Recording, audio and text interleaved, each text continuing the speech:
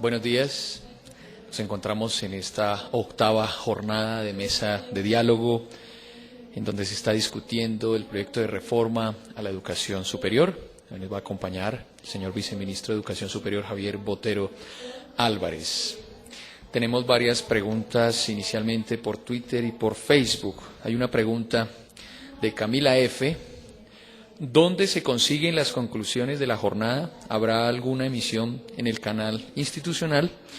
Le respondemos que en el sitio www.reformaeducacionsuperior.edu.co www.reformaeducacionsuperior.edu.co pueden encontrar un enlace llamado Mesas de Diálogo, donde están las conclusiones de todas las mesas, los videos completos de estas y los mecanismos de participación. Invitamos a todas las personas que nos están siguiendo a través de Twitter, de Facebook, de la página del Ministerio, que consulten este sitio. También a las personas que nos acompañan aquí en el Ministerio de Educación. Iniciamos entonces con preguntas. Cristian Edward nos pregunta: si quieren algo positivo por la educación colombiana, ¿por qué no optar por modelos como el de Singapur o el de Hong Kong? Pues realmente en todo este proceso de construcción de la propuesta se analizaron muchos modelos.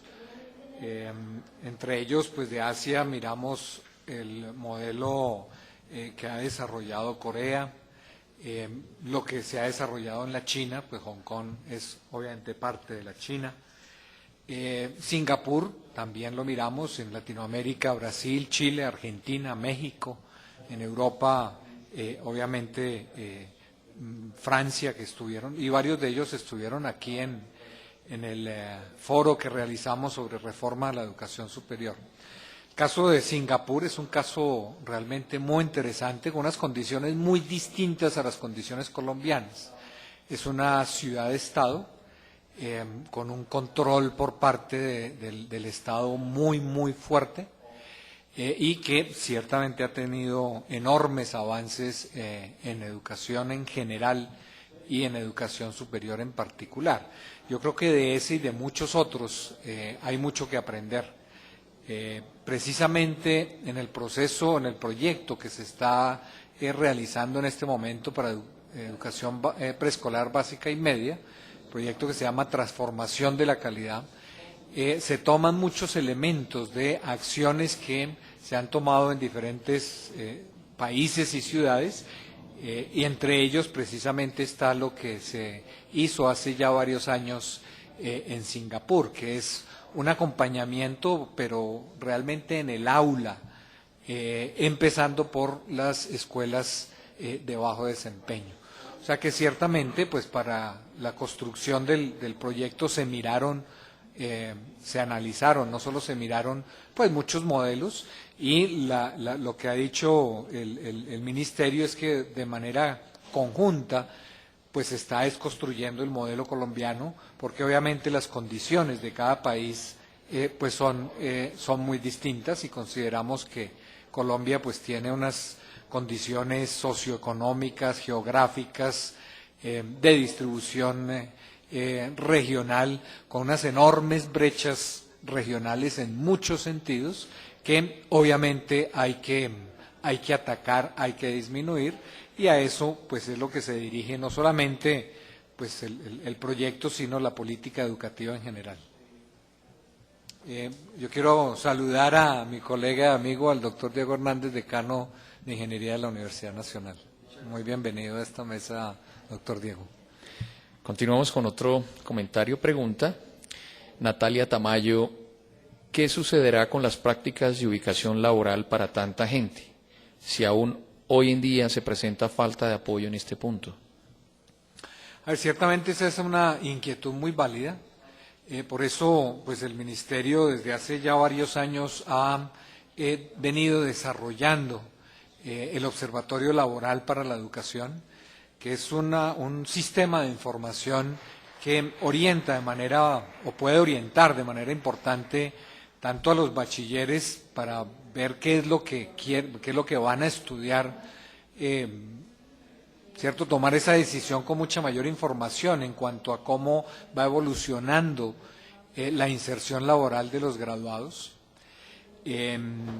Pero pues ciertamente lo que uno espera es que el país pues siga en esta senda de crecimiento. Precisamente los resultados del Observatorio Laboral indican que el grado de empleo formal, medido pues de una manera particular por el observatorio, que es la cotización al sistema de seguridad social, en los graduados de la educación superior es más que el doble del grado de vinculación formal de personas que no tienen la educación superior. Precisamente los resultados del 2011, que se obtuvieron pues con los graduados del 2009 y la vinculación laboral de ellos entre septiembre y noviembre del 2010, pues indican que poco más del 80% de todos los graduados en el 2009 ya estaban cotizando a la seguridad social y además con unos niveles de ingreso pues mucho mayores a lo que obtendría una persona que solo tiene el bachillerato. Por lo tanto, pues lo que uno sí puede afirmar es que un título de educación superior, sea de técnico, profesional, tecnólogo o profesional universitario en pregrado o especialización, maestría y doctorado en posgrado, pues sí favorece enormemente el empleo formal y el ingreso del ciudadano. Y que a medida que, como digo yo, como decía hace un momento, continuamos una senda de crecimiento, obviamente esto va a ser aún mayor. Nos pregunta Carlos Armando Tamayo, uno de los disensos frente a la propuesta de la Ley de Educación Superior muy claro que se realiza es la extensión del carácter autonómico de las universidades a las demás entidades de educación superior.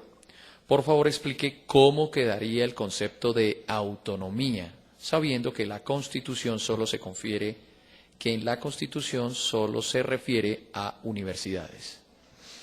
Lo primero que hay que decir es que la Constitución en el artículo 69, ¿cierto? Lo que dice es, y voy a más bien a leer textualmente, dice: se garantiza la autonomía universitaria, y hay un punto seguido. Las universidades podrán darse sus directivas y regirse por sus propios estatutos de acuerdo con la ley. Ha habido en estos, pues, ya 20 años de la Constitución y 19 años de la Ley 30, múltiples sentencias de la Corte Constitucional con respecto a este artículo. Porque la Ley 30, que es la ley que rige hoy, realmente la única diferencia en cuanto a la autonomía que hace entre las universidades y las instituciones de educación superior que no son universidades es para las instituciones públicas y en lo que respecta a el presupuesto, el manejo presupuestal y administrativo. ¿En qué sentido? En que la Ley 30 establece que las universidades pues son entes autónomos, las que no son universidades son establecimientos públicos. El hecho de ser un establecimiento público lo que hace es que, digamos que impone una serie de restricciones en cuanto a aspectos administrativos y presupuestales. Primero, el presupuesto de un establecimiento público forma parte del presupuesto general de la Nación si es del orden nacional o departamental o municipal, dependiendo si la institución es departamental o municipal. Por lo tanto, pues tiene ahí una serie de restricciones. Y en lo administrativo, en cuanto a que pues realmente los salarios y la planta docente y la planta administrativa la regula la función, el departamento administrativo de la función pública. Entonces, lo que estamos planteando en el proyecto de ley, siendo conscientes, y de esto realmente es consciente el país desde hace muchos años, de que esta diferenciación en lo presupuestal y en lo administrativo ha sido muy inconveniente para las instituciones del Estado que no son universidades y que por lo tanto son establecimientos públicos, es algo que hay que realmente superar. Por lo tanto, lo que plantea el proyecto 112 es que suprimamos esa diferenciación, es decir, que las instituciones del Estado que no son universidades sean también entes autónomos y no tengan esas restricciones como establecimientos públicos. De resto, para el caso de las instituciones privadas, hay que anotar que no hay absolutamente ninguna diferencia en el marco legal vigente, en la Ley 30, entre las universidades y las que no son universidades, y obviamente el proyecto de Ley 112 no adiciona esas diferencias. Eso en cuanto a la autonomía.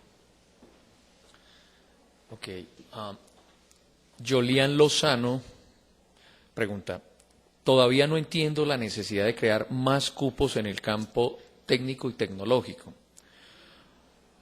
¿Por qué quieren que el colombiano promedio se le pague un salario que no le cubra más que sus necesidades básicas?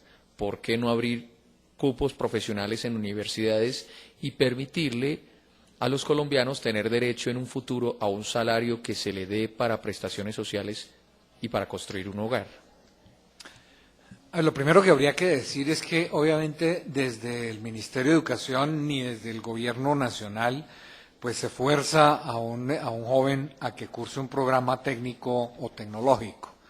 Es una decisión que toma pues de manera totalmente autónoma, muy probablemente en conjunto con su familia, un estudiante.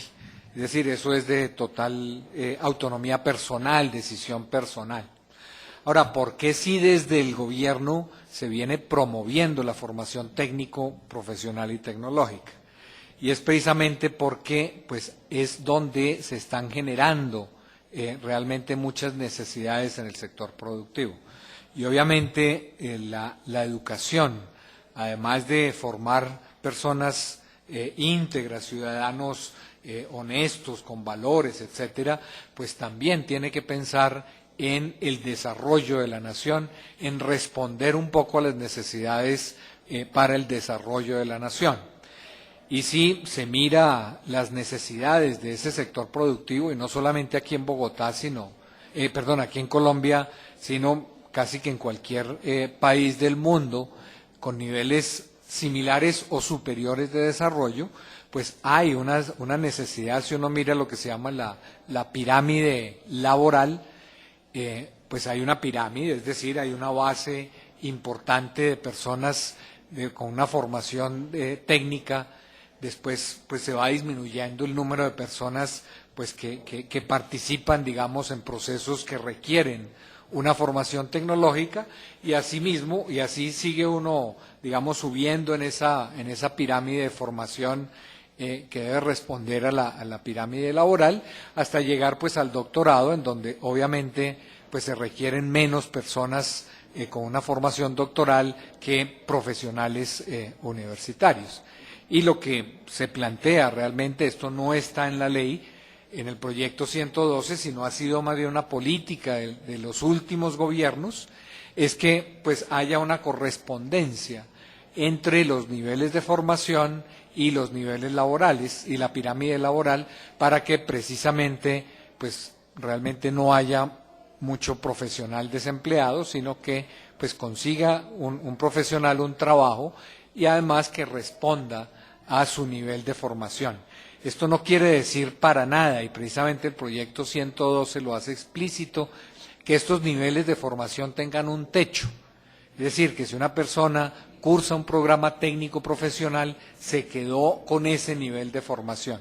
Precisamente el proyecto establece la posibilidad y además lo fomenta, la formación en ciclos secuenciales y complementarios, los que se han llamado tradicionalmente los ciclos propedéuticos, de tal manera que, pues, si el estudiante, pues, ya profesional quiere continuar con su formación, pues lo pueda hacer.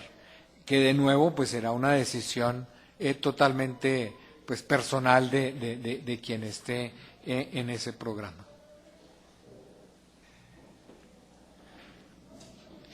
Clara pregunta ¿Cómo proteger aquellas universidades que por ser patrimonio arquitectónico no se le permite ampliar planta física? Bueno, realmente ese sí es un problema, digamos, que tiene que ver mucho más con el marco normativo y legal de los bienes que son patrimonio histórico o cultural y de los planes ya de ordenamiento de cada una de las ciudades.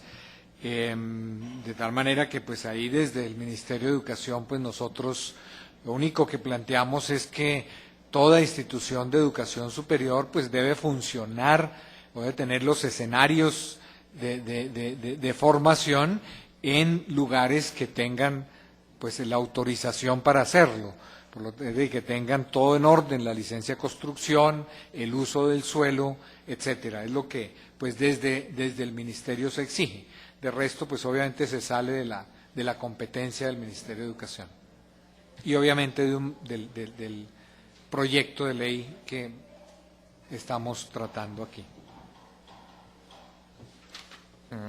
También vamos a compartir comentarios que se encuentran en el foro de la página reformaeducacionsuperior.edu.co.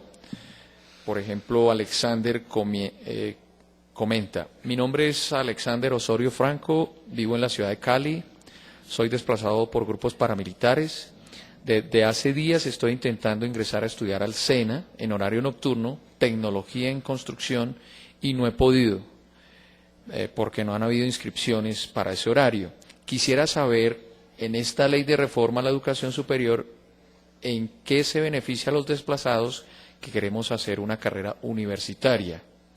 Yo estoy interesado en estudiar ingeniería industrial, ya sea técnica o profesional. Pues lo que yo le comentaría a Alexander Osorio, pues es que precisamente uno de los objetivos de la reforma del proyecto 112 es que haya mucho más oportunidades para personas como él para cursar un programa de educación superior. Por eso, pues existen en el proyecto pues varias formas de ampliar ese abanico de oportunidades. Por un lado está ciertamente el SENA, y yo aprovecho para comentar, el SENA pues es una entidad que está adscrita al Ministerio de la Protección Social, pero que desde el año 94 tiene la facultad de ofrecer programas de educación superior a nivel técnico, profesional y tecnológico, y que precisamente en el proyecto 112 se hace explícito que el SENA, por tener esa facultad, pues debe realmente enmarcarse dentro de la norma totalmente de la educación superior, y así se viene trabajando con ellos. Ya la oferta específica y los horarios, tanto en el caso del SENA como en el caso de cualquier institución de educación superior, pues es una decisión autónoma de la institución. Ni desde el gobierno y mucho menos desde una ley se establece pues cómo deba ser esa oferta. Es de total autonomía de la institución. Pero ciertamente, como mencionaba, pues el proyecto sí trae diferentes formas para que jóvenes como Alexander puedan acceder. Por un lado, pues obviamente se espera que con un incremento en los recursos a las instituciones del Estado, pues estas instituciones pues puedan ofrecer más cupos. No solamente, llamémoslo así, a través de los recursos adicionales del proyecto 112, sino también a través de el uso y la presentación de proyectos para recursos de regalías para infraestructura en educación, de tal manera que puedan ampliar su infraestructura educativa. Por otro lado, pues está el tema de los subsidios de manutención.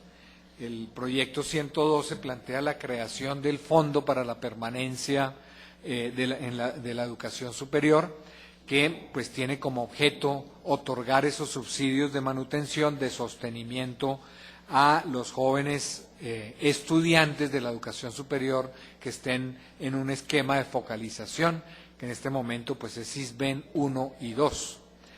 En este momento pues hay unos subsidios que viene otorgando el gobierno amarrados al crédito educativo, por lo tanto, pues están mucho más en las instituciones, a los estudiantes que pues están en las instituciones privadas. El proyecto, al crear el Fondo para la Permanencia y ampliar el abanico, obviamente cubriría pues también a los estudiantes en instituciones públicas. Adicionalmente, pues está todo el tema de los subsidios en la tasa de interés del crédito educativo, la condonación de un 25% de ese crédito en el momento de la graduación, y para aquellos que obtengan resultados sobresalientes en las pruebas AVERPRO, la condonación hasta del 100% de la deuda. Por lo tanto, pues hay, formas para que haya un mayor acceso a través de mayor financiación a las instituciones del Estado, mayor subsidio o un número mayor de subsidios para los estudiantes y mayores o condiciones pues mucho mejores, más favorables para los estudiantes en el crédito educativo.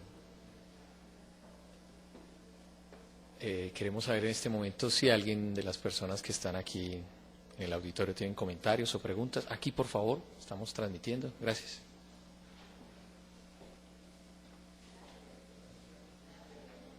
Bueno, muy buenos días. Yo soy estudiante de la Universidad Industrial de Santander.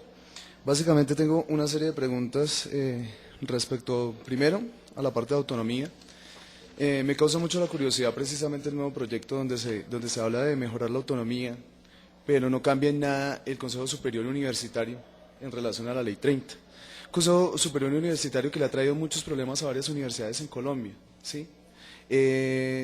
Un Consejo Superior que está integrado por solo 3 integrantes de la comunidad universitaria. Y se ha visto, algunas universidades se han visto politizadas, ¿sí? Ha incursionado la política dentro de las mismas universidades debido a la conformación de ese Consejo Superior. Me llama mucho la atención eso. Ahora, dentro de las publicidad que ha hecho el Ministerio de Educación y dentro del planteamiento que habla de que va a haber una igualdad, pero no se cambia la bolsa concursable, ¿sí? La bolsa concursable que está expresa en algunos decretos no se cambia para nada y ha generado una inequidad bastante grande en las universidades y se contempla también en el artículo 146 de la reforma. Dice que las universidades tendrán un presupuesto por medio de indicadores, ¿sí? Podemos ver en Colombia universidades como la Universidad de Pamplona, que recibe 830.000 pesos por estudiante al año, la Universidad Distrital, que recibe 430.000 pesos por estudiante al año, y eso no muestra nada de equidad en el fondo. Entonces, sí me llama la atención que se hable sobre autonomía cuando el Consejo Superior no es parte de verdad, un porcentaje mayoritario, integrantes de la universidad, y aparte de eso, se genera una inequidad con las bolsas concursables y prácticamente se le diga a las universidades, utilicen la plata, pero en tales indicadores. En cuestiones de calidad, me preocupa muchísimo la estandarización sistemática que se han llevado a las universidades de los programas académicos. El Ministerio de Educación Nacional ha obligado prácticamente a los programas a bajar su creditaje y ha obligado a las universidades en algunas ocasiones a retirar materias que le pueden dar perfiles internacionales mejores a los profesionales, o los han obligado a retirar horas de clase, horas presenciales de clase, y eso ha bajado la calidad en la mayoría de las universidades de Colombia. Me parece que si de verdad se quiere entregar calidad, se tiene que atacar directamente ahí y darle de verdad herramientas a las universidades públicas en Colombia para que tengan una buena calidad académica. Y respecto precisamente a la calidad académica, me llama mucho la atención que no existe en ningún momento, en ningún lugar, solo en algún artículo que se toca que los profesores van a tener tienen que tener mínimo maestría, pero no se habla nada sobre un aumento, por ejemplo, en la planta profesoral. Yo sé que para que las universidades tengan planta profesoral, eso va directamente ligado a lo que se llama financiación, ¿sí? Y eso es otra discusión que se puede dar en cualquier escenario, la parte de la financiación. Pero sí me llama mucho la atención que no hay ni un título, ni un capítulo donde se hable de la parte docente, primero. Segundo, no se le abre la puerta a las universidades a aumentar esa planta docente. Yo le digo por la Universidad Industrial de Santander, que hace más o menos unos 15 años tenía cerca del 70% de los profesores eran profesores planta. En este momento estamos entre el 15 y el 20% de profesores planta. Y los profesionales no se acercan a esa universidad básicamente porque los recursos son muy bajos. Entran con unos salarios muy bajos en relación a los que le ofrece un mercado laboral. ¿Sí?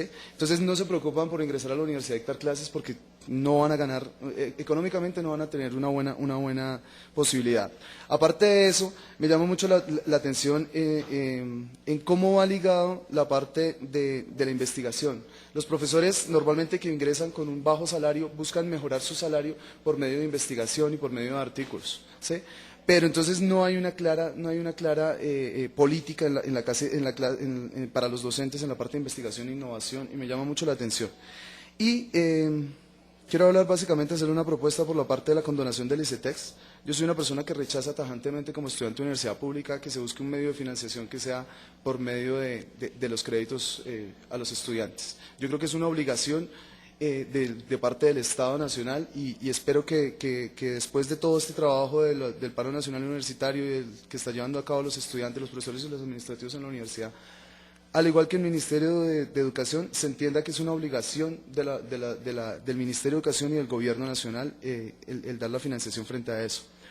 Pero sí le puedo hacer una recomendación.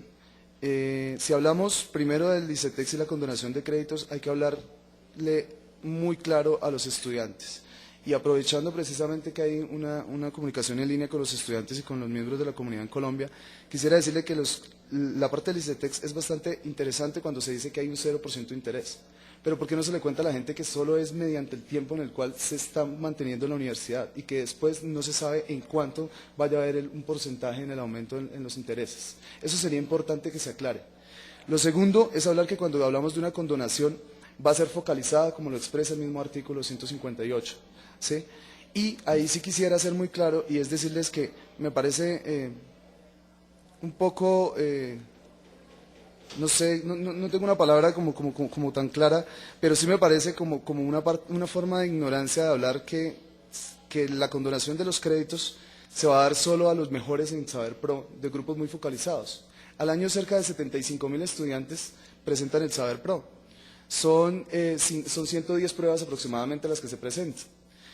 Si le van a dar a los mejores, pongámosle 10, que sean de un grupo focalizado entre 1 y 2, creo que no habrá ni siquiera el 1% de cubrimiento de condonación de créditos. Yo les planteo una posibilidad un poco más abierta y más incluyente, y es darle condonación de créditos a los estudiantes que salgan con mención de honor cum laude o summa cum laude en las universidades públicas y privadas de Colombia. Me parece que es una forma mejor de pedir la calidad como estudiante en su permanencia como estudiante en una universidad. Son 5 años o 6 años que un estudiante dura, y es mucho mejor que un examen que se hace. Esos serían algunas proposiciones, algunas preguntas que tengo. Permiso. Muy bien. Pues primero que todo, pues muy buenas preguntas e inquietudes, y voy a resolverlas una a una. Con respecto a autonomía y consejo universitario, ciertamente ese ha sido un motivo de discusión amplia en las universidades y en los diferentes foros y espacios en que se ha discutido el tema de una reforma a la Ley 30. A la conclusión que se llegó después de muchas de esas discusiones, que no empezaron este año, porque este tema de gobierno realmente se viene estudiando por parte de muchas personas desde hace mucho tiempo. Se llegó ciertamente a una conclusión basado en lo siguiente. Primero, realmente las instituciones en general y las universidades en particular realmente se deben y son para la sociedad, ¿cierto? No son, digamos, para y por sí mismas, sino pues se deben a la sociedad. Pues las públicas, realmente los aportes de la nación provienen en su totalidad del pago de los impuestos. Por lo tanto, sí consideramos que en esa dirección, en ese órgano de dirección de una universidad, pues debe haber una participación, llamémosla plural, de los sectores. La estructura actual de los consejos, que pues como todo podría ser perfectible, estoy de acuerdo, pero realmente tiene un equilibrio bastante interesante, bastante sensato, ¿cierto? Tiene 3 personas de gobierno, ¿cierto? 2 de gobierno nacional, 1 de gobierno territorial. El caso de la Universidad Nacional es distinta porque pues no está, digamos, asociada a ningún departamento. Pero en general las otras 31 y las demás instituciones de educación superior del Estado tienen esa estructura. ¿Cierto? Un grupo de 3 del gobierno que consideramos es muy importante porque pues obviamente articula primero las políticas de gobierno nacional y las políticas de gobierno territorial. Por otro lado, hay 4 del sector académico, ¿cierto? 4 de los 9, 3 que con toda seguridad son internos y 1 que, dependiendo, puede ser o no puede ser. ¿Cuáles son esos 4? Está el representante de los estudiantes, que tiene que ser estudiantes, y que el proyecto 112 trae algo que no sé si ustedes lo han notado, y es que exige que sea elegido por los estudiantes. Ese no es el caso hoy. Hay universidades en que el representante estudiantil lo nombra el mismo consejo.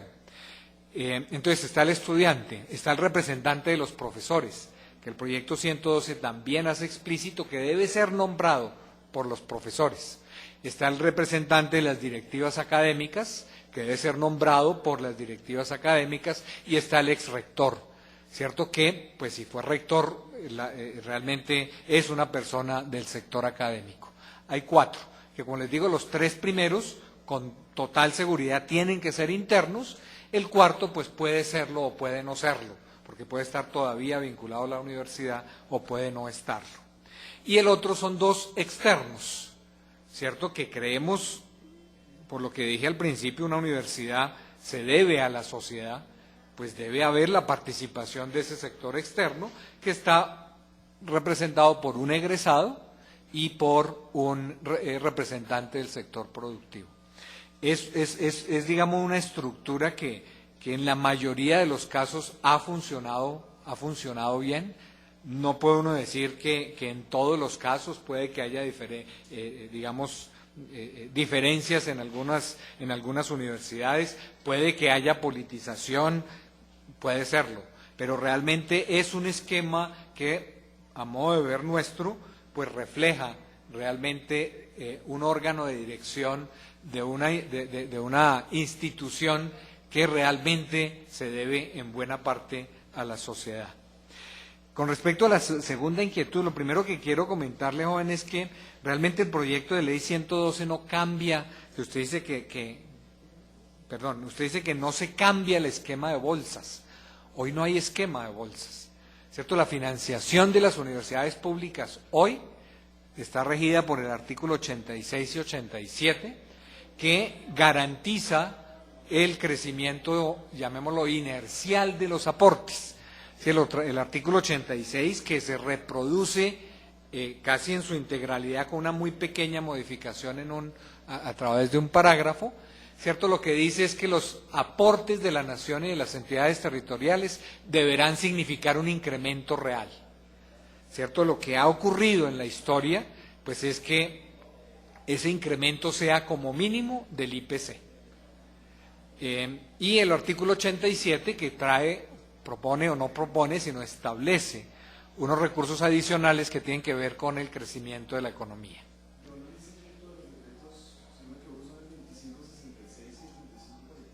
Para nada, el decreto 2566, que hoy ya está derogado, el decreto 2566 lo que establece es el sistema de aseguramiento de calidad, con unas condiciones de calidad para la oferta de los programas. No tiene absolutamente nada que ver con financiación.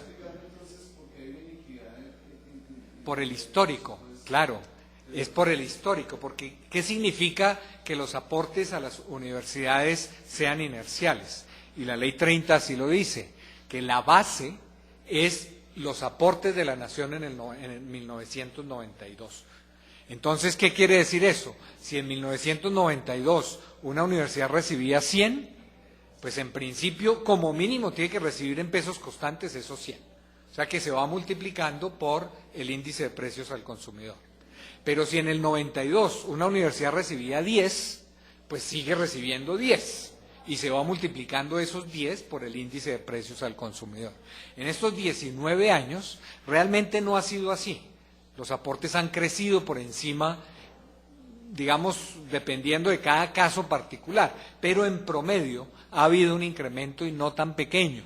pero digamos la parte legal es un crecimiento inercial que mantiene esas inequidades, ¿cierto? ¿Por qué? Porque, como le digo, lo que se asigna por el presupuesto general de la Nación a la Universidad de X es lo que recibió en el 2011 multiplicado por el IPC, ¿cierto? Entonces, pues se mantienen esas diferencias. ¿Qué es lo que plantea el 112, ¿cierto? El proyecto de ley es garantizar ese mínimo, que yo creo que para muchas instituciones, muchas universidades, eso ha sido positivo. Por lo menos se tiene una garantía, y les cuento a todos que esto no es muy común en la legislación de educación superior en el mundo. La mayoría de los países se hacen realmente se toman unas decisiones de financiamiento en un marco temporal, ¿cierto? O sea, dicen, nos sentamos y se garantizan los próximos 3 o 5 años, muchas veces dentro de unos marcos de desempeño o, digamos, una negociación. El proyecto 112 mantiene esa garantía, pero fíjense que no se queda ahí. Reconoce que realmente ha habido un incremento en los costos y dice entonces va a haber un aporte adicional del 3% sostenido.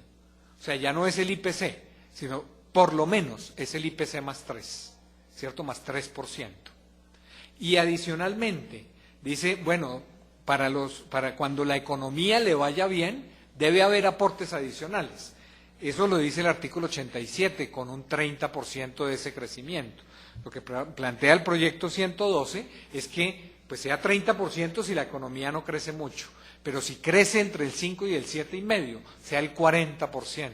Y si crece más del 7,5, sea el 50%. Es decir, que si hay más ingresos por impuestos, ¿cierto? Que es lo que impacta realmente un crecimiento grande de la economía, pues la nación comparta ese crecimiento mayor con las universidades.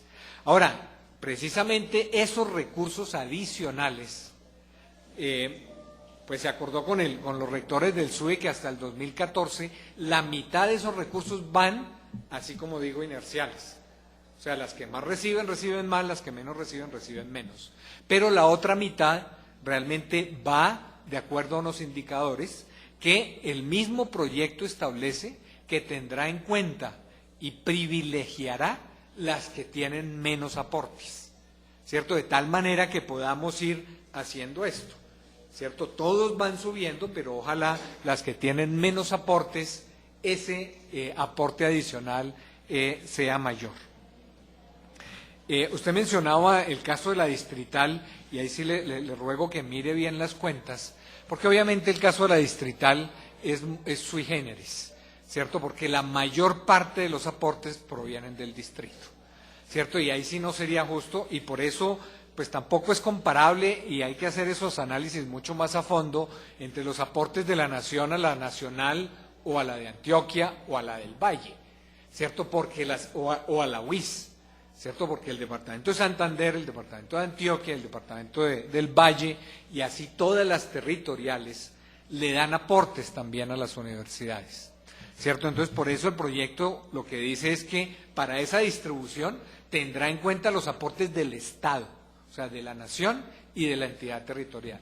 Y adicionalmente plantea una cosa que es muy importante para universidades como la suya, como la UIS, ¿cierto? Y es que muchos departamentos, bueno, no digamos muchos, algunos departamentos, la ley les obliga a hacer lo mismo que a la nación, o sea, como mínimo mantener los aportes más el IPC. Pues muchas entidades territoriales no lo han hecho. Entonces lo que plantea el proyecto 112 es que se sienten a hacer las cuentas y paguen, ¿cierto? Se haga un acuerdo de pago entre el departamento y la universidad y se obligue al pago.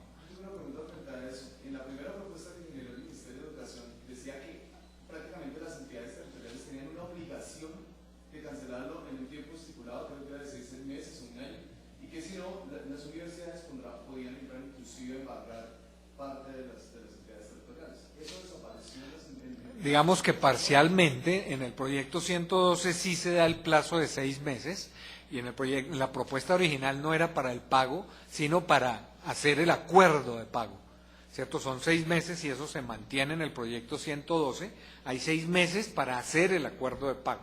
Ciertamente en la propuesta inicial se decía, y la frase exacta era que eso constituiría, es decir, algo como lo que usted dice de que permite el embargo. Realmente, siguiendo el consejo de la parte jurídica, realmente consideró que no era conveniente que en una ley, ¿cierto?, se estableciera ese cobro, digamos, ¿cómo es que es el nombre? Bueno, no lo tengo aquí, pero que permita eso. Pero obviamente al haber un acuerdo de pago, ¿cierto?, un acuerdo de pago firmado por el representante legal o pues que es el gobernador y el representante de la universidad tiene derecho a exigir el pago, ¿sí? Entonces eso realmente se mantiene. Con respecto al punto de calidad, usted plantea que el ministerio ha obligado a la estandarización sistemática. Mire, realmente el ministerio ni el gobierno puede hacer eso. Realmente hay autonomía universitaria. Ahora, ¿qué es lo que sí ha hecho el gobierno? Y lo hizo empezando con el decreto 2566. Y es que realmente haya que se pueda dar una garantía de que el profesional que se forma pues cumpla realmente unas condiciones. Porque es que, fíjense que en Colombia, y esto no es así en todo el mundo, en Colombia el título académico, ¿cierto?, casi que directamente, en algunos casos hay digamos, un paso más bien burocrático de trámite de conseguir la tarjeta profesional, pero casi que automáticamente faculta para el ejercicio de la profesión. Y nosotros sí consideramos que es una responsabilidad y además de orden constitucional del Estado, ¿sí?, velar por la calidad, porque esos profesionales, pues es que uno no puede aquí, el decano de ingeniería, pues no puede decir que porque la universidad es autónoma, entonces los ingenieros, pues o no ven ni resistencia en materiales, es decir, una serie de asignaturas que son fundamentales. Obviamente está la autonomía. ¿Y la autonomía en qué? ¿Cuál es, digamos, el principio fundamental en la autonomía? Es que la institución decide qué es lo que quiere ofrecer y cómo ofrecerlo. Pero, déjeme terminar, pero obviamente es responsabilidad del Estado, que una vez la institución toma esa decisión de manera autónoma, ¿cierto? El ministerio no le dice ni a la nacional, que pues tiene un mayor grado de autonomía por un decreto ley de la Universidad Nacional, pero no le dice a ninguna institución, usted ofrezca esto o usted no ofrezca esto. Esa es la decisión totalmente autónoma. Ahora, una vez la institución dice, yo voy a ofrecer ingeniería o yo voy a ofrecer medicina, obviamente el Estado tiene que garantizar la idoneidad de esos profesionales que se formen, porque es que después esos profesionales a los cuales la institución les otorga el título, no es simplemente el título para colgarlo en la pared y decir que con base en la autonomía de la universidad lo declararon ingeniero. No, señor, es que esa persona va después a ejercer la ingeniería y va a firmar planos y va a construir puentes y va a construir vías, o ese médico va a atender pacientes. Por lo tanto, es responsabilidad del Estado garantizar que esos profesionales son formados como profesionales idóneos, ¿cierto?, que cumplen, y eso es lo que hace el sistema de aseguramiento de la calidad. Déjeme terminar, y lo hace de 3 maneras, ¿cierto? Primero, ¿sí?, verificando que haya unas condiciones mínimas, unas condiciones de calidad que todo programa debe cumplir, ¿sí? Segundo, con la evaluación, ¿sí?, además para hacerle un seguimiento a la calidad en la formación, y se hace a través de las pruebas Saber Pro, pruebas que además, y de una vez comento con respecto al primero de la evaluación, del aseguramiento, no la hace el ministerio, ¿cierto?, la hacen profesores de las universidades, ¿cierto? O sea, es el mismo sector académico el que vela por la calidad del sector académico, y creemos nosotros pues con una responsabilidad importante, y también a través del fomento, obviamente, y eso se hace muy explícito en el proyecto 112. ¿Usted iba a decir algo?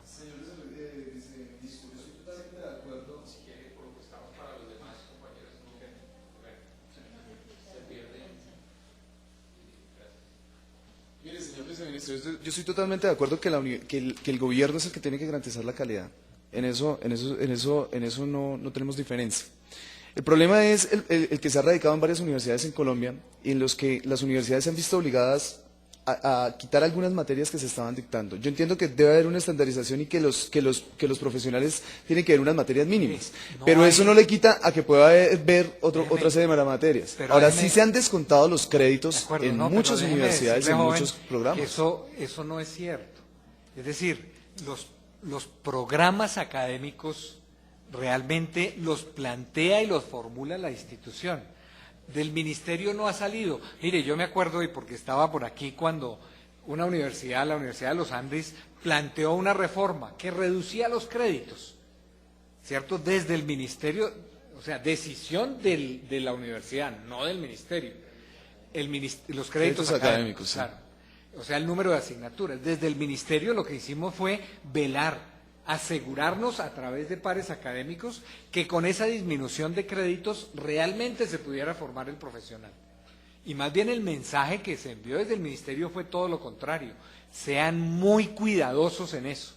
Y le digo, el número de registros que se niegan por instituciones que dicen, no, es que, mire, el programa tal lo bajamos de 180 a 140 créditos.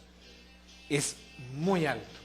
Y además, ¿por qué? Porque obviamente el número de créditos de un programa depende enormemente de las condiciones de admisión, ¿cierto? No es lo mismo el número de programas de créditos de un programa de la Universidad Nacional, que tiene un filtro realmente muy fuerte para el ingreso, o de la universidad que mencioné, que también pues llegan, digamos, estudiantes de los mejores colegios, a otra institución en otra ciudad. O sea, no hay, y por eso el ministerio nunca, y yo creo que esa ha sido una posición bastante sensata, ha dicho es que un programa de administración debe tener 140 créditos, uno de ingeniería 160, porque depende enormemente de las condiciones de admisión, de las mismas modalidades y metodologías, de la misma infraestructura, y eso es de la autonomía de la institución. ¿Qué es lo que verifica el ministerio a través de profesores universitarios? Es que si dicen que forman un profesional con 140 créditos, efectivamente eso se puede dar, ¿cierto? Que, pues, hombre, dicen, sí, mire, es que aquí son buenísimos porque vienen de los mejores colegios y pueden entrar directamente a ver cálculo integral. Bueno, pues demuéstrenlo, ¿cierto? Demuéstrenlo con sus pruebas de admisión, con las pruebas que han hecho y con los resultados de los mismos estudiantes. O sea que en resumen, bajar los créditos o quitarle materias a algunos programas académicos ha sido responsabilidad de la autonomía académica universitaria. Total. Pero sí ha existido un mínimo en la parte de estandarización para sacar profesionales idóneos en los diferentes programas académicos por parte del ministerio. El único, llamémoslo, mínimo de estandarización es lo que se ha trabajado a través de las condiciones de calidad para que el mismo sector académico verifique que haciendo lo que dice que va a hacer una institución, se forme un profesional idóneo.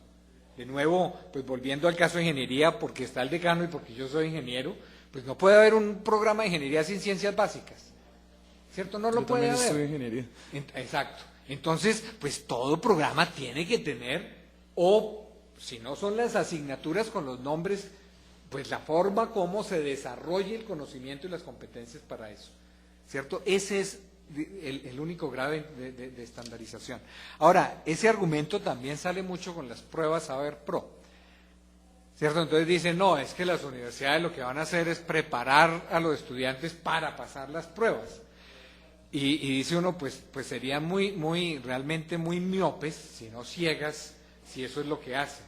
Porque es que realmente el mundo profesional ya laboral de la persona que se gradúa, pues es muchísimo más amplio y eso revierte, ¿cierto?, en la misma institución. Y con, además del seguimiento, del voz a voz, llamémoslo así, de la población en general, el mismo observatorio, pues realmente muy pronto, y precisamente eso plantea el proyecto 112, es que esto se mire como un sistema, de los resultados de las pruebas, pues se tengan en cuenta. No puede haber un programa acreditado de alta calidad y los estudiantes, ninguno consigue trabajo y les va pésimo en las pruebas, ¿cierto? Que sea realmente como un sistema. Ahora, usted mencionaba lo de la planta profesoral.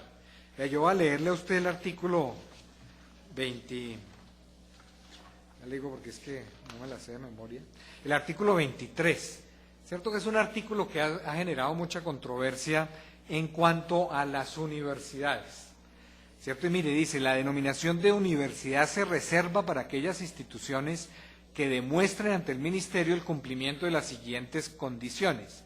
Y mire, son 4 condiciones. El literal se dice, contar con profesores con formación que corresponda a los niveles y campos del saber que desarrolla y en la ciencia, en las artes, la técnica y la filosofía que lo soportan. O sea, un programa de ingeniería en una universidad tiene que tener también de ciencias básicas, de física, etc. Pero no solamente eso, sino con esquemas transparentes para su vinculación, permanencia y promoción.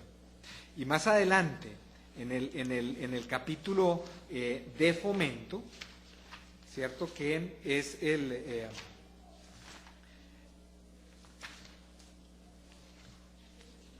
está, es el artículo 100. El artículo 100 dice, el fomento de la educación superior está orientado a, y hay N literales, ¿cierto? El literal F dice, promover la formación a nivel de doctorado de los profesores de educación superior y fortalecer los programas de maestría y doctorado de las instituciones de educación superior. Adicionalmente, en el en el capítulo de internacionalización, en el artículo 131, dice, el Ministerio de Educación Nacional promoverá, y está ahí,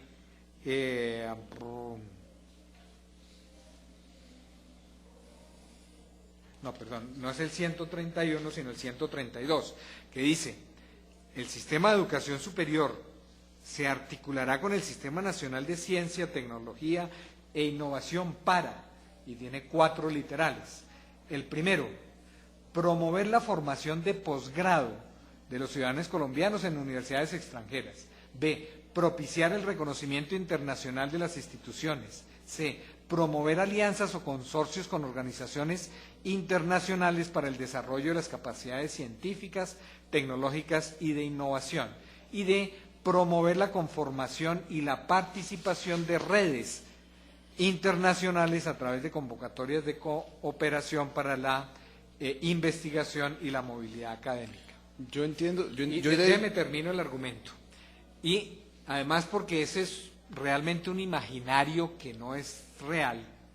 La planta de los profesores es de autonomía de la universidad, ¿cierto? No es ni de la función pública ni del Ministerio de Educación decir cuántos profesores debe o puede tener una universidad.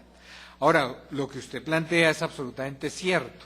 Obviamente se requiere de los recursos para pagarlos, ¿cierto? Y por eso en la distribución de los recursos adicionales, precisamente, que es el artículo 146, tanto el B como el C plantea el reconocimiento de la productividad académica de los profesores y la formación del recurso docente. Ahora, ¿cuántos profesores? De nuevo, es que yo creo que eso sería, además, muy poco sensato y coherente establecerlo en una ley, ni siquiera en un decreto. Es que tampoco lo pedimos. Correcto. Sino pedimos que se promueva, claro, por medio de algunas, precisamente desde la ley se promueva que las universidades tengan mejor planta docente, ¿sí?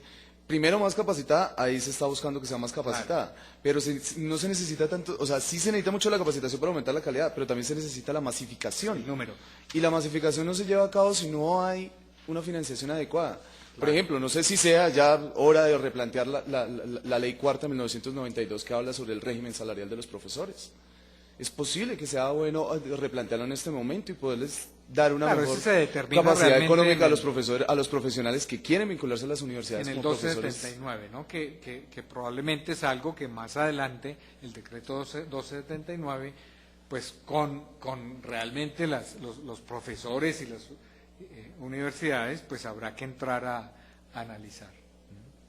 Pero ciertamente yo creo que sí, primero en ese requisito del artículo 23 para ser universidad, creo que queda claro que realmente debe contar con los profesores obviamente en número y en nivel de formación que corresponda a los campos del saber y los niveles que desarrolla. Es perfecto. Ahora, sí, y porque también para eso es este espacio y obviamente después en el Congreso. Si ustedes y los mismos profesores pues tienen una propuesta en cuanto a cómo poner eso de manera más explícita, pues es bienvenida. Okay. Las dos propuestas que le postulé. Claro, con respecto al ICETEX, usted tiene razón y lo hemos dicho, el cero interés es mientras la época de estudio y para estratos 1, 2 y 3. Más adelante, lo que está ahorita, obviamente eso no lo dice la ley, pero lo que está ahorita es que el interés real es del 4% para egresados de técnica y tecnológica y 8% para egresados del nivel profesional. La condonación, sí se da la condonación automática del 25% para los que se gradúen con crédito educativo de programas de SISBEN 1 o 2 y pues sí, ciertamente lo que se plantea de condonación por las pruebas Saber Pro, que eso pues se hará por reglamentación ya el número, pero ciertamente pues no va a ser más del 1%, ¿cierto? Es un premio a la excelencia. La propuesta suya pues es válida, pero fíjense que es que no es lo mismo, primero habría que reglamentar, y yo no creo que las universidades quedarían contentas con que sea el ministerio el que diga quién es cum laude o quién es summa cum laude. Entonces no es lo mismo un summa cum laude de la Universidad Nacional, yo no sé si tienen grado de honor, exacto, no sé si las condiciones de un grado de honor de la Nacional con un summa cum laude de los Andes o uno, no sé cómo se llama en la UIS, ¿cierto? Entonces, por eso tampoco se utiliza el promedio, porque aún en una misma universidad, pues no es lo mismo un 4,8 en una ingeniería, por decir algo, ¿cierto? Que un 4,8 que puede ser mucho más común en algunas carreras, digamos, de ciencias sociales o humanas. Es decir, habría que poner dentro de los graduados en los últimos 5 años que estén en los tales primeros. Esa es otra alternativa que pues podría considerarse. Por medio de curvas estadísticas, sí. ¿Cierto? Más por ese lado, porque si no, pues obviamente el grado de llamémoslo como relatividad con respecto a la institución es demasiado grande. Con respecto a investigación y la parte de la investigación, pues sí creemos, primero que el articular, involucrar mucho más al Sistema Nacional de Ciencia y Tecnología, responsabilizarlo de la investigación en la educación superior, es un paso muy importante. Obviamente hoy en día está abierta una puerta que es muy importante para el sector, que es el Fondo Nacional de Ciencia, Tecnología e Investigación. En el proyecto 112 ya lo hacemos explícito como una fuente de recursos para la investigación en la educación superior. Que obviamente, y eso pues debemos ser muy claros, y yo creo que lo hemos sido y los rectores lo han dicho, no es un recurso garantizado en cuanto a que las instituciones, las universidades, pues tienen que formular los proyectos, y son proyectos que además pues tienen que pasar pues por los filtros de la región, porque las regalías son de las regiones, no son del gobierno nacional, y que pues sí requerirán, digamos, una mayor gestión y trabajo por parte de las universidades. Bueno, para finalizar yo sí quería poner de antemano una especie de denuncia pública, y es aprovechar el espacio para pedirle el favor al viceministro y de hecho al Ministerio de Educación Superior para que nos colaboren en una cosa que se ha dado sistemáticamente en la Universidad Industrial de Santander, y es que lamentablemente en este momento se encuentra militarizada. Hemos tenido muchos problemas de orden público dentro y fuera de la universidad debido a la policía. En este momento la universidad tomó la determinación de cerrar el campus universitario a los estudiantes de pregrado, y pues básicamente nos estamos dirigiendo a hacer nuestras actividades de paro nacional universitario con la comunidad, contándole de qué se trata la reforma, contándole de por qué estamos parando. Pero digamos que hay una serie de una especie de intimidación que estamos sintiendo por parte de la fuerza pública. Y vemos violentado directamente nuestro derecho a la protesta.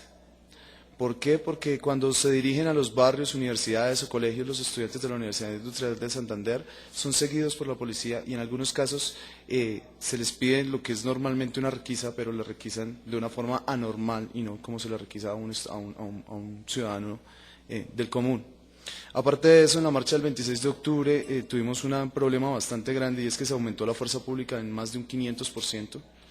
Se utilizaron medios de intimidación para los estudiantes como colocar permanentemente un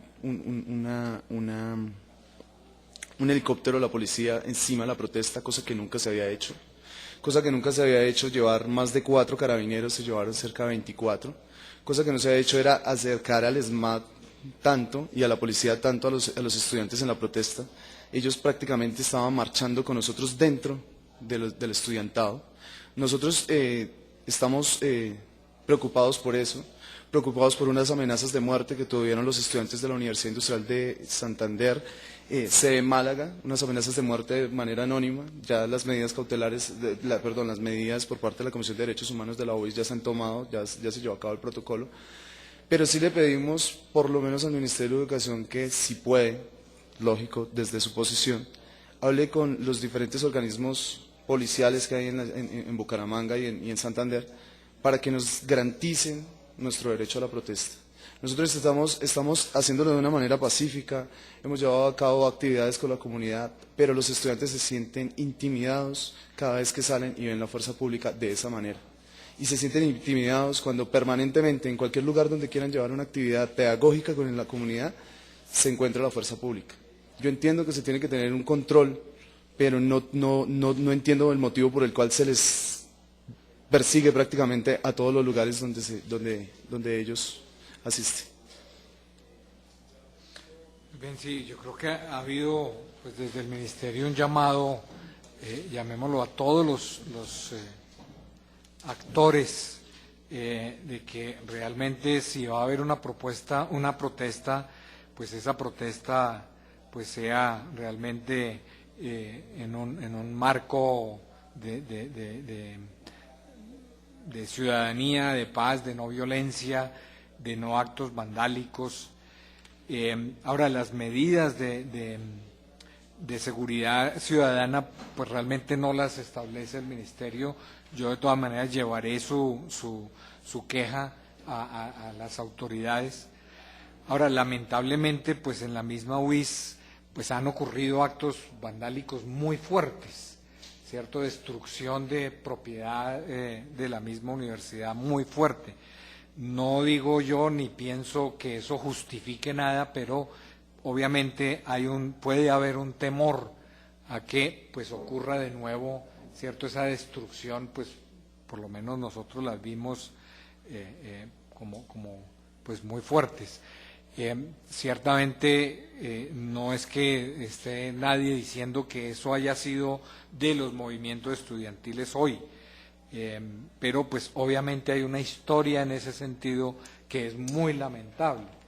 De todas maneras, de nuevo, pues yo recibo la queja, estoy de acuerdo en que debe haber el derecho a la protesta.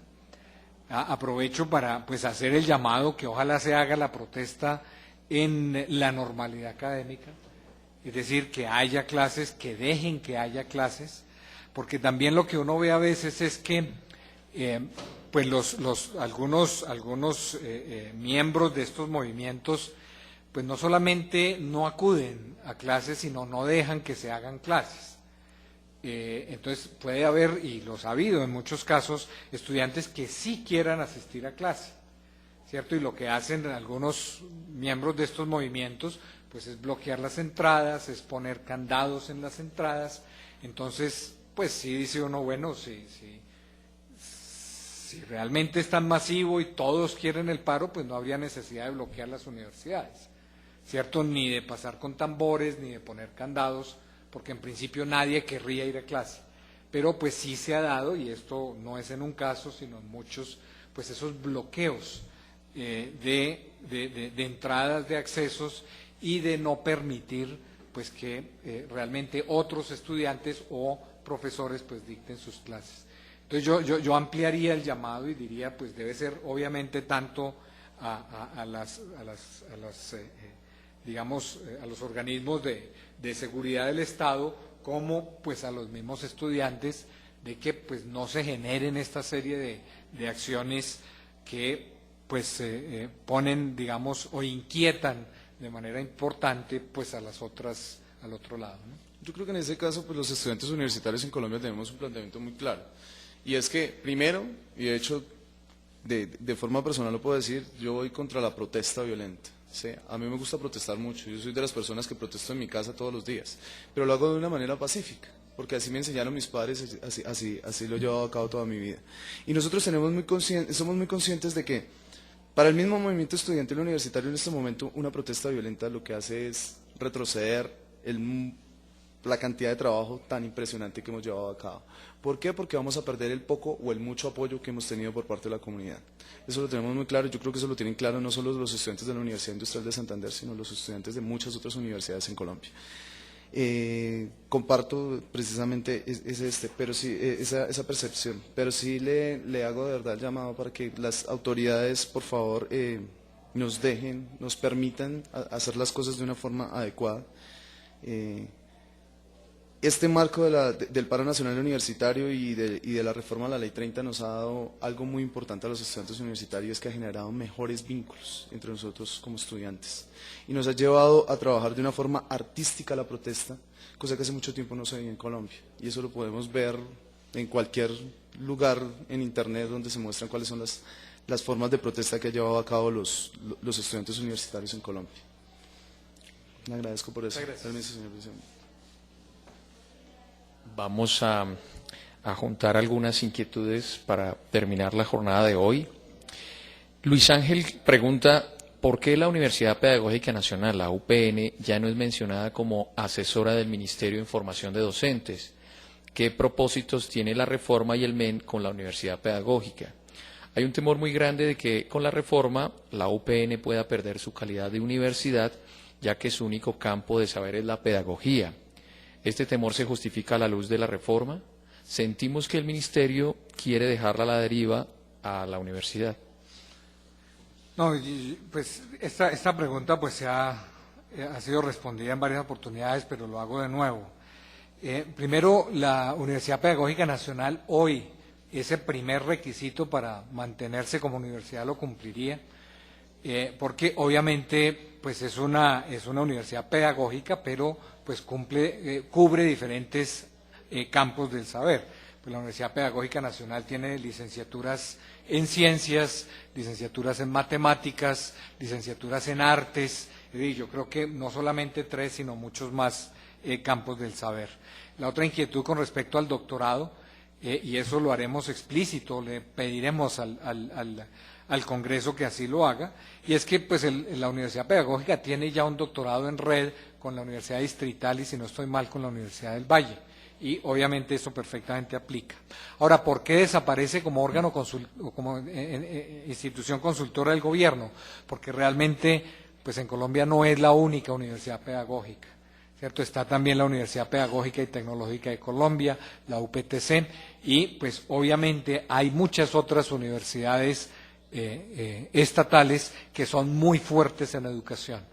Por lo tanto, y realmente fue a solicitud de algunas de ellas que dijeron, pues realmente la Pedagógica Nacional o la UPTC o la Universidad de Antioquia o la Universidad del Valle o pues muchas otras que son fuertes en su facultad de educación, pues deben tener realmente la misma posibilidad de hacerlo que la Universidad Pedagógica Nacional.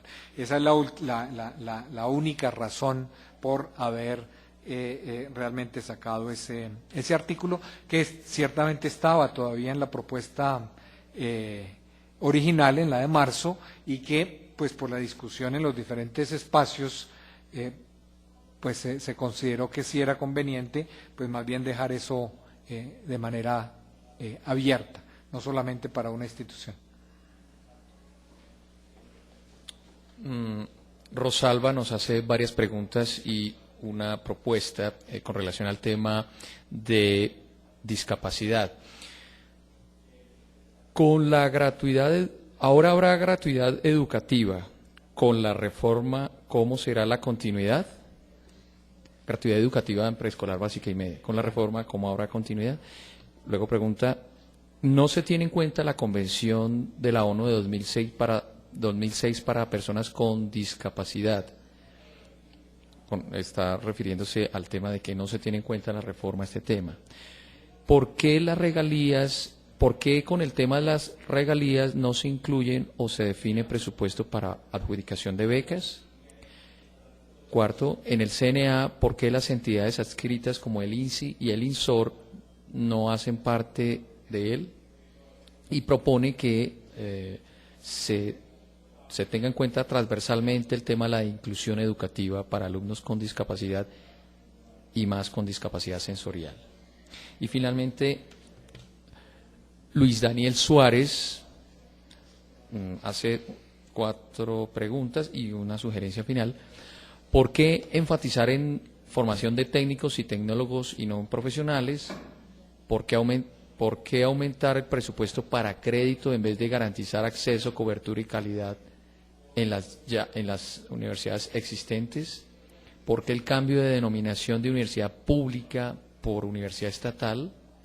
Menciona que en el artículo 101 se hace mención a que el gobierno podrá destinar recursos a instituciones de educación superior privadas. Objetivamente, ¿para qué es necesario esto? En relación a la pregunta anterior, ¿de dónde nace la iniciativa de proponer la facultad de destinación de recursos del Estado a instituciones de educación superior privadas? Y sugiere fortalecimiento masivo de universidades públicas, aumento de presupuesto per cápita de los estudiantes en las universidades públicas y que obtener un programa de doctorado no sea requisito para tener la denominación de universidad.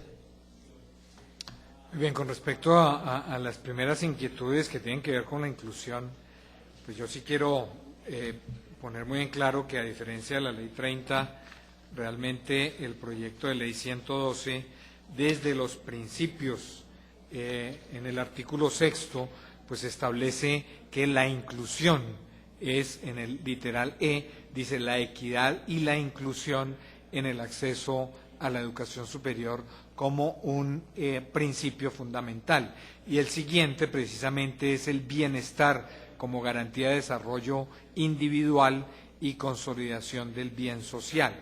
Más adelante en el artículo siguiente, el artículo 7, dice que la educación superior será accesible a todos aquellos que demuestren poseer, y la única limitación son competencias requeridas y cumplan con las condiciones académicas exigidas en cada caso, ¿cierto? Y obviamente esto es, en conjunto con los 2 literales que acabo de leer, pues es el mensaje totalmente claro y explícito de exclusión.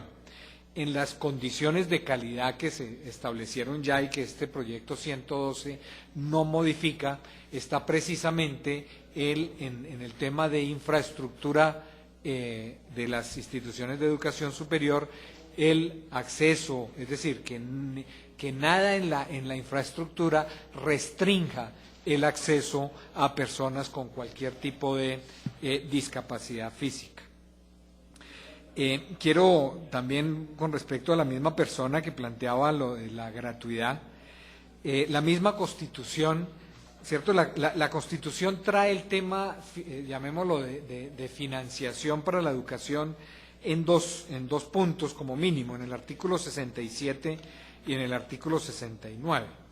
El artículo 67, que realmente es que declara la educación como un derecho, ¿cierto? Dice en su inciso 4, la educación será gratuita en las instituciones del Estado sin perjuicio del cobro de derechos académicos a quien pueda sufragarlos. Y más adelante en el artículo 69, también en el literal 4, dice el Estado facilitará mecanismos financieros que hagan posible el acceso de todas las personas aptas a la educación superior.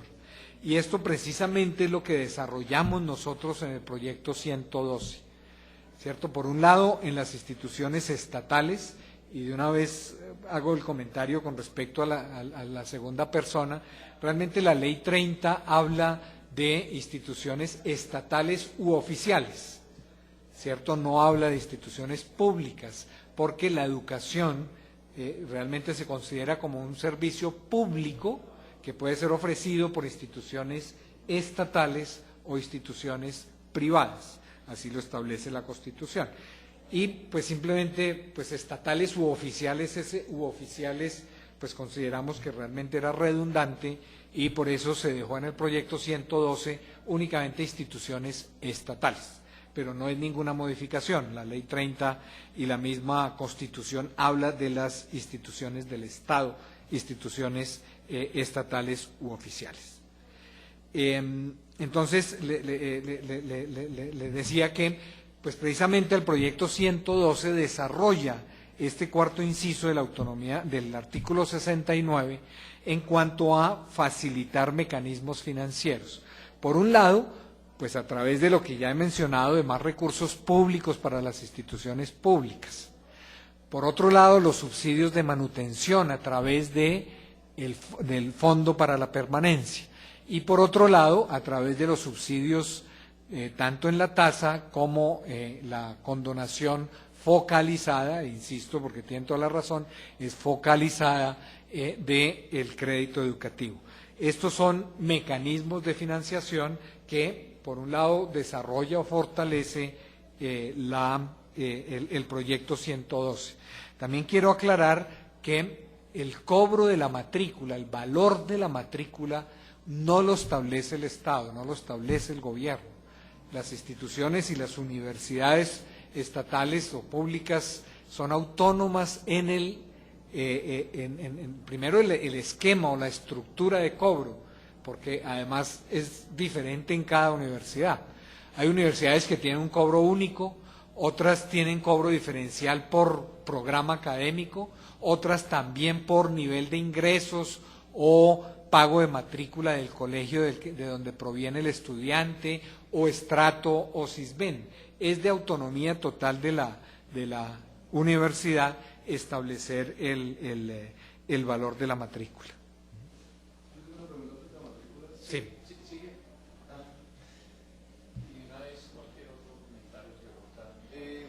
Hay una pregunta sobre matrículas, es básicamente el artículo 151 plantea que las universidades tendrán un incremento en matrículas según el IPC, pero el segundo párrafo le abre las puertas a las universidades para que puedan incrementar las matrículas si lo desean en un porcentaje mayor al IPC, si necesitan, si pasan un proyecto para aumentar su calidad. ¿Cómo va a hacer el ministerio para regular el porcentaje en el cual se incremente? Eso realmente se viene haciendo, esto no es nuevo, ¿cierto? Eso es el esquema que existe hoy. En el caso de las públicas, hoy el Ministerio no controla para nada el valor de la matrícula, ¿cierto? Es potestad del Consejo Superior, y yo creo que no en todos los casos siquiera del Consejo Superior, sino, digamos, del estatuto, como reglamente el estatuto general de la universidad. Pero hoy en día sí y es lo que se mantiene ahí, que para instituciones privadas realmente puede haber un incremento adicional. ¿Y conscientes de qué? De que ciertamente la inversión requerida, por ejemplo, para mejoramiento, para acreditación, puede ser superior al IPC, ¿cierto? Y lo que tiene que hacer la institución, y pues realmente esto lo informan y se analiza aquí en el Ministerio, y pues muchos se niegan, otros se aprueban, es que si es superior al IPC, pues deben justificarlo con un plan de inversión a largo plazo que realmente refleje y demuestre más bien pues la necesidad de ese incremento del valor de la matrícula. Ok, profesor.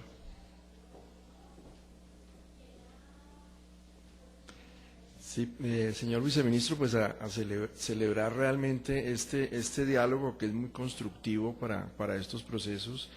Creo que estos espacios también se están dando a nivel de las universidades, y me parece que es un proceso bastante constructivo. También digamos que me uno al llamado que hace el ministerio en el sentido de que no hay razón, digamos, para no estar en clases, porque realmente estos procesos se construyen, digamos, en la academia. El hecho de llamar a un paro nacional, pues lo que hace es de alguna manera alejar al estudiantado de la dinámica tanto de las clases como de los procesos constructivos. Entonces me parece que estos espacios que ha propiciado el gobierno y también obviamente las universidades, pues se necesita de la comunidad académica para participar. Hay una inquietud, digamos, que quiero centrarla hacia alrededor de la investigación y retomo, digamos, lo que el viceministro anunciaba al principio cuando señalaba los distintos modelos que se miraron en el mundo para, digamos, como modelos de educación superior.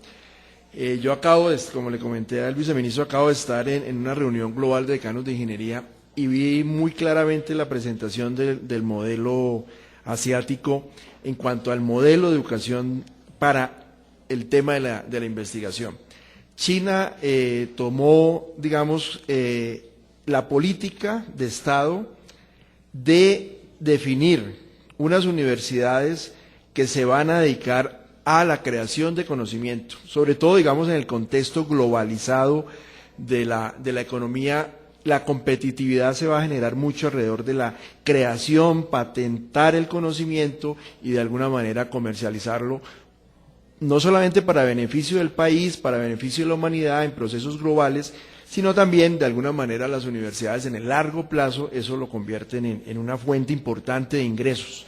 Entonces, este proceso, universidades que el Estado define como universidades de investigación, pues tienen ese gran soporte del Estado y naturalmente se incentiva también a la universidad privada a tener esas universidades de investigación, pero son universidades cuyo foco misional fundamental es esa creación de conocimiento.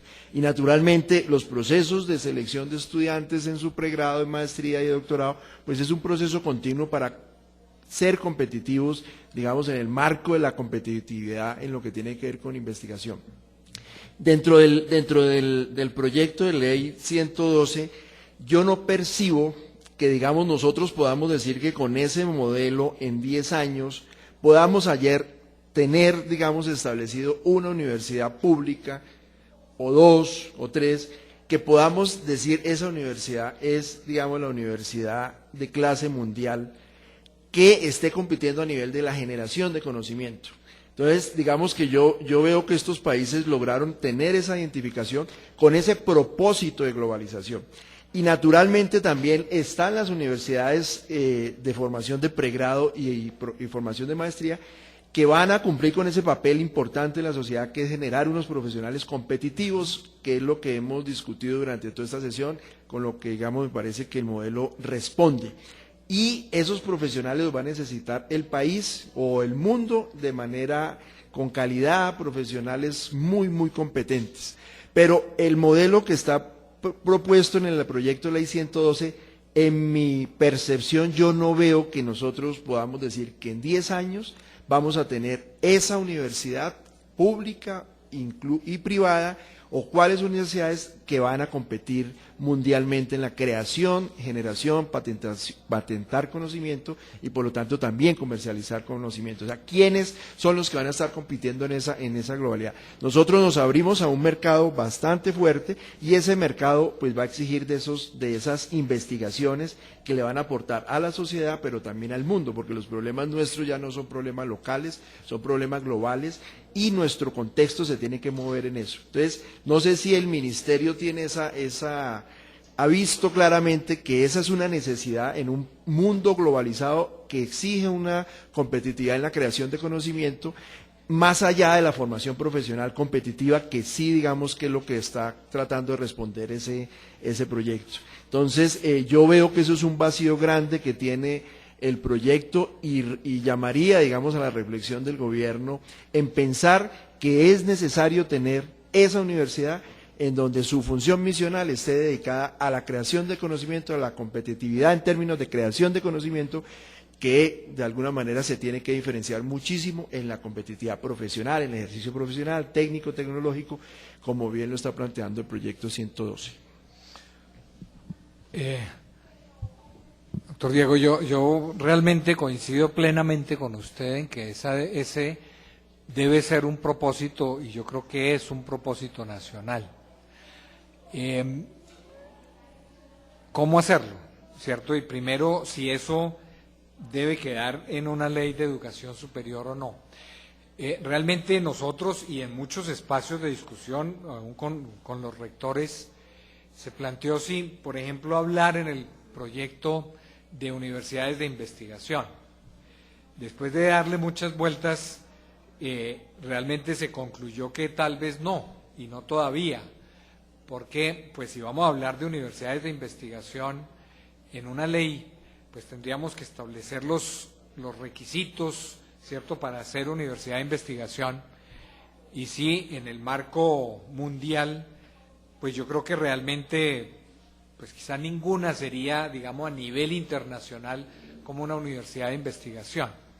Entonces, más bien lo que planteamos es lo siguiente: esto que usted plantea, que coincido plenamente, tiene que hacerse a través de la política educativa, ¿cierto? Y la política no solo educativa, sino la política de educación, investigación y desarrollo, desarrollo tecnológico. No vimos, y de nuevo lo repito como lo hice antes, realmente la forma de que eso quedara en un proyecto de ley y más adelante en una ley. Obviamente mucho menos decir cuáles, ¿cierto? Obviamente en una ley uno no podría decir la universidad X, Y, Z van a ser las universidades de apoyo que el Estado va a apoyar para la investigación, porque pues obviamente ahí mismo habría una demanda de las otras 29 que no. Entonces lo que yo creo es que ese debe ser, y creo que lo es, y que tenemos quizás más herramientas hoy para lograrlo que antes, un propósito nacional, lograr que tengamos, y ojalá 1, 2, 3, ¿cierto?, universidades públicas colombianas que uno pueda decir realmente son universidades de investigación, que son pues lo que se llama hoy en día universidades de talla mundial, ¿cierto? Ya tenemos, y yo creo que eso es muy grato para el país, una universidad pública y una universidad privada entre las 10 mejores de Latinoamérica, y creo que tenemos como 5 en las 20 mejores, ¿cierto? Eso es un paso, pero obviamente pues estamos comparándonos únicamente aquí en la región. Ojalá lleguemos a que no estén entre las 500, ojalá estén realmente entre las mejores 200, 1 o 2, porque ciertamente yo creo que un país como Colombia, por lo menos en los próximos años, no va a tener muchas más. Pero a lo que llegamos, y de pronto, pues si hay si ustedes ven la forma de que eso quede claro en el proyecto, mire, tendría todo el acompañamiento del gobierno para la propuesta, para llevar la propuesta al Congreso. Nosotros no encontramos la forma, y en estos 7 meses, digamos, de diálogo y con propuestas en ese sentido, porque pues ha habido, porque es una preocupación, y yo lo digo muy válida y compartida, de lograr eso, ¿cierto? Que así como hay una ampliación de cobertura y mejoramiento de calidad general, pues debemos tener también las instituciones que realmente jalonen, ¿cierto?, el sector de la investigación y el desarrollo tecnológico en el país. Pero, pues bienvenida a la propuesta, doctor.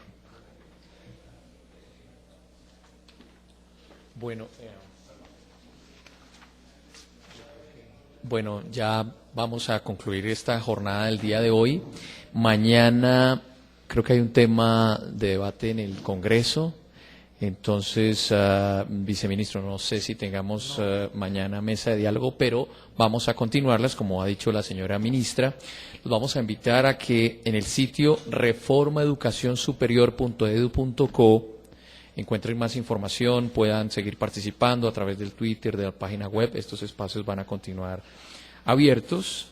Les vamos a agradecer a la audiencia que nos está siguiendo a través de la página del Ministerio y de las redes sociales, pues su acompañamiento, igualmente a las personas que nos han acompañado en esta 8ª mesa de diálogo de discusión por la reforma a la educación superior. Muchas gracias, buenas tardes. Gracias.